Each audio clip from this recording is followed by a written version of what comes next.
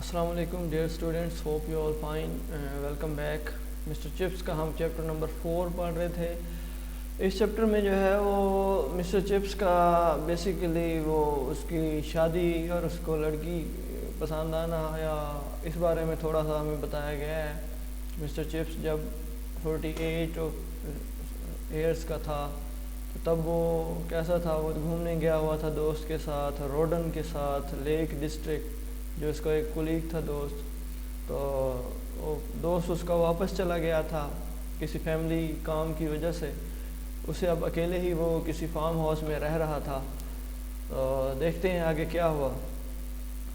One day climbing on a Great Gable. Great Gable ایک پہاڑی کا نام ہے، ٹھیک ہے. گریٹ گیبل ایک پہاڑی کا نام ہے. جب وہ ایک دن ایک پہاڑی پر چڑھ رہا تھا، ہی نوٹسڈ اے گرل. اس نے ایک لڑکی کو دیکھا، ویونگ، ہاتھ ہلا رہی تھی ایکسائٹیڈلی، پرجوش انداز سے، فرام اے ڈینجرس لکنگ لیج.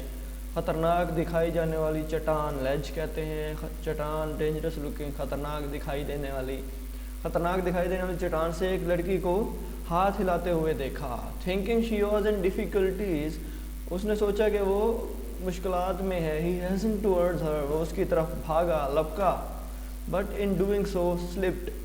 لیکن ایسا کرتے ہوئے سلپڈ ہمسیلف، وہ خود پھسل گیا. And رینچڈ his اینکل. رینچڈ مطلب موچ آ گئی. ہز اینکل، اس کے ٹخنے پر موچ آ گئی. تو اس نے ایک گریٹ گیبل پہاڑی پر جب وہ چڑھ رہا تھا تو اس نے ایک لڑکی کو دیکھا جو ہاتھ ہلا رہی ہے. اسے لگا کہ یہ مشکل میں ہے تو اس کی طرف لپکنے کی کوشش کی. تو ایسا کرتے ہوئے اس کا پاؤں سلپ ہوا اور اس کے ٹخنے پر موچ آ گئی. As it turned out, she was not in difficulties at all. لیکن جب اسے پتہ چلا کہ وہ بالکل بھی مشکل میں نہیں تھی، but was merely signaling، اشارہ کر رہی تھی، to a friend، کسی دوست کو، farther down the mountain، نیچے پہاڑ پر. تو جب اسے پتہ لگا، جب وہ سلپ ہو گیا، اسے اندازہ ہوا کہ وہ ہاتھ جو ہلا رہی تھی وہ کسی مشکل میں نہیں تھی بلکہ پہاڑ کے نیچے کھڑی ہوئی اپنی کسی دوست کو ہاتھ ہلا رہی تھی.